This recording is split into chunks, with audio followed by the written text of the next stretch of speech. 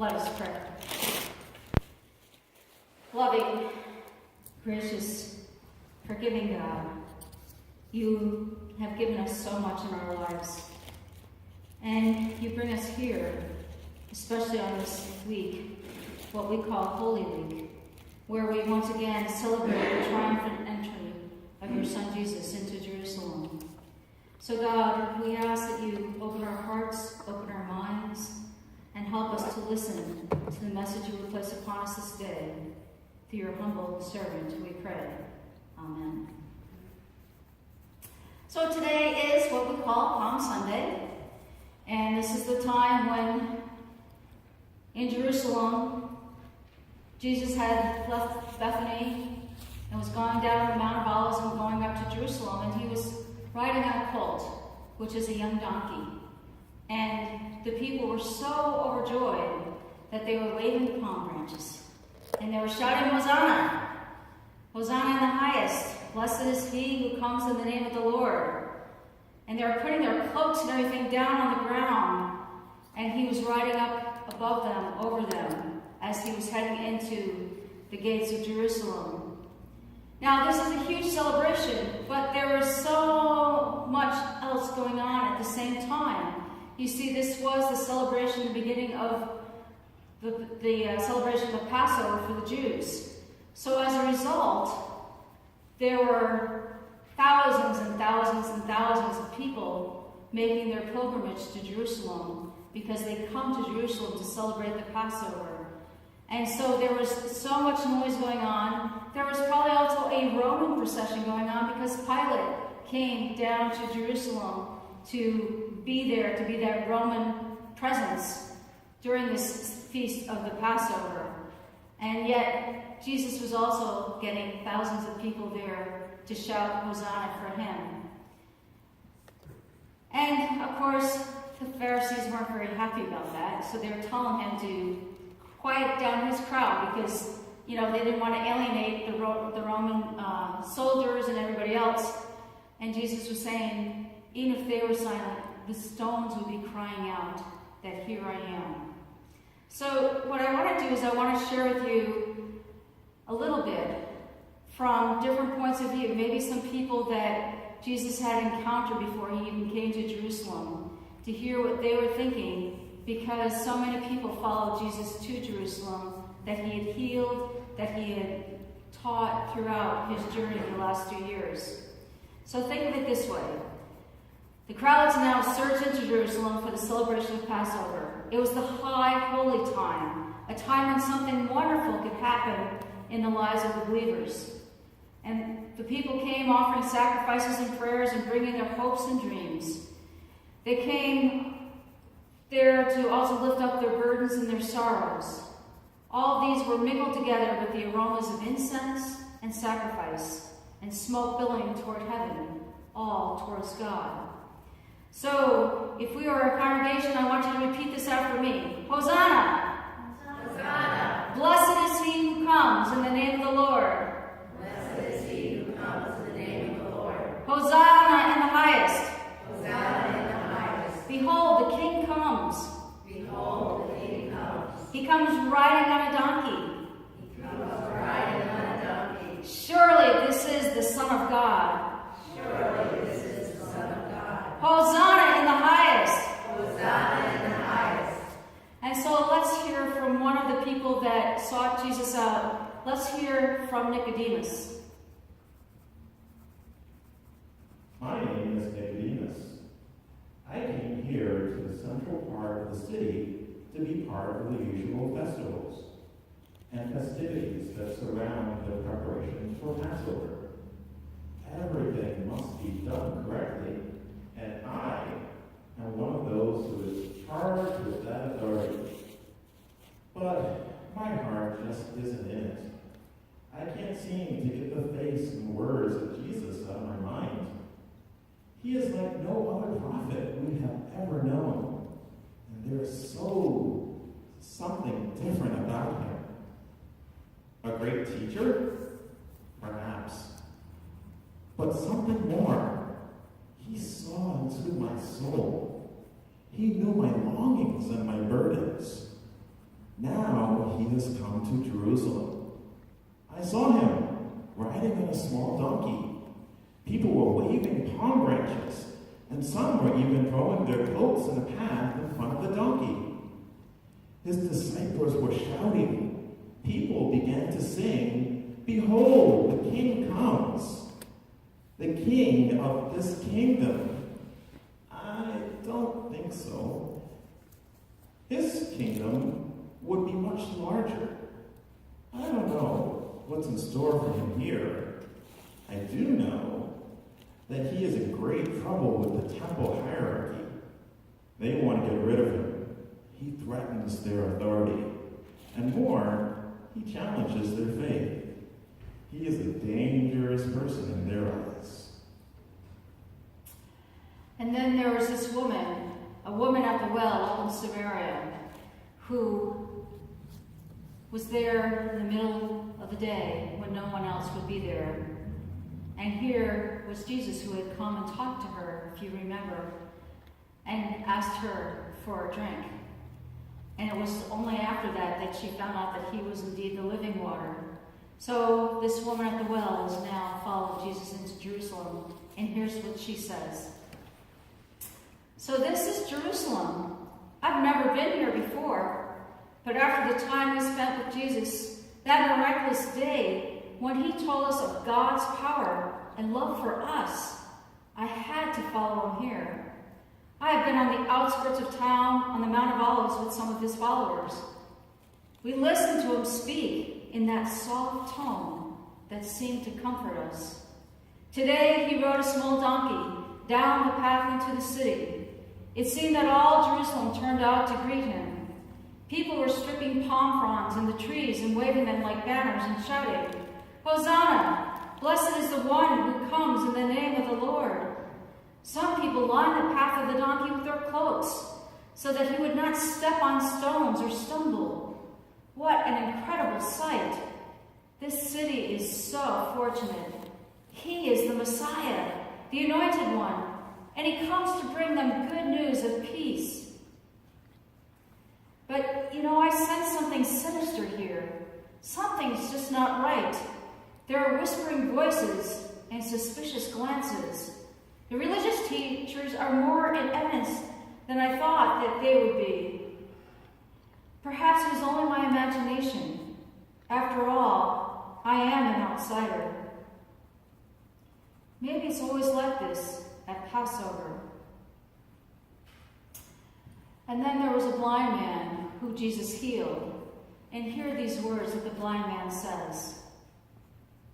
The colors are unbelievable. People, plants, colors, shapes, and all forms.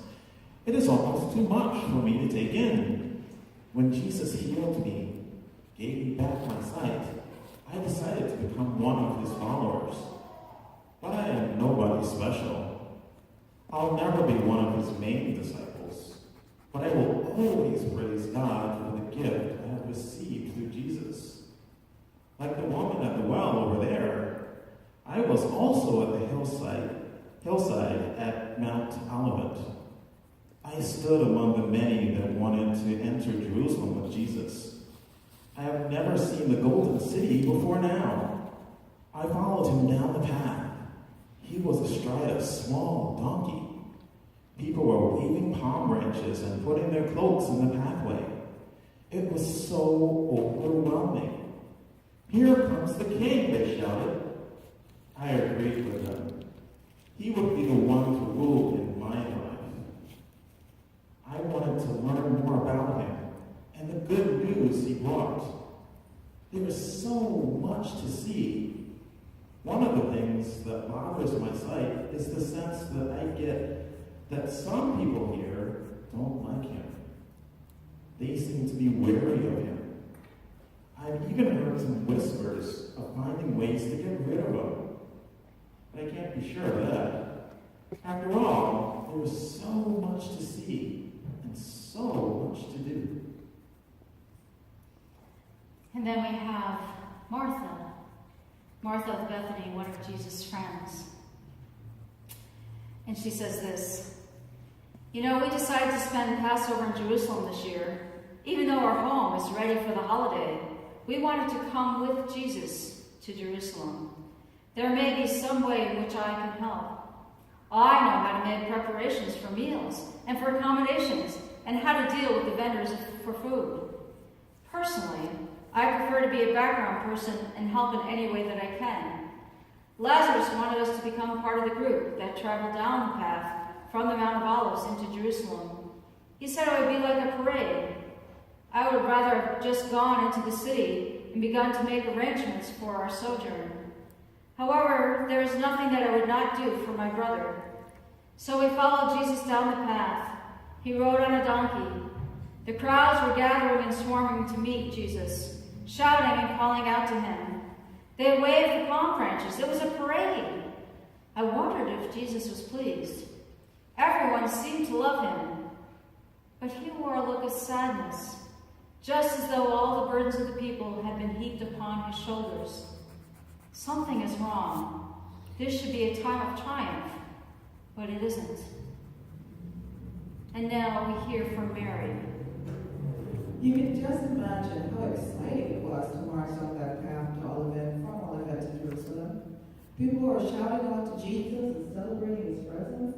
This was a great parade. They were waving palm branches. Some of them were throwing that globe on the path in front of the donkey. I was so happy. I wanted to shout at everyone who came to see Jesus. Here is the Messiah. Here is the King. Some of the people seemed to know that, for I heard shouts of, Hosanna in the highest. Blessed is he who comes in the name of the Lord. The Lord entered the holy city, and things will never be the same. He will change things. Those who oppress will be brought low. Peace will be restored to our nation and our people. At last, we will be the people whom God called out of bondage, and we will be a people of light. Martha says that something isn't right. Martha is worried, but that's Martha. She always worries. She'll see. Jesus will turn things around here. Just you wait. And then we hear from Mary, Martha's brother, Lazarus. Yes, I am the one whom Jesus raised from the dead. You know, it's hard for me to talk about that. I am told that I died. Then one day he came, and behold, I am alive again. And my life has taken on a new dimension. I feel such a sense of freedom and peace.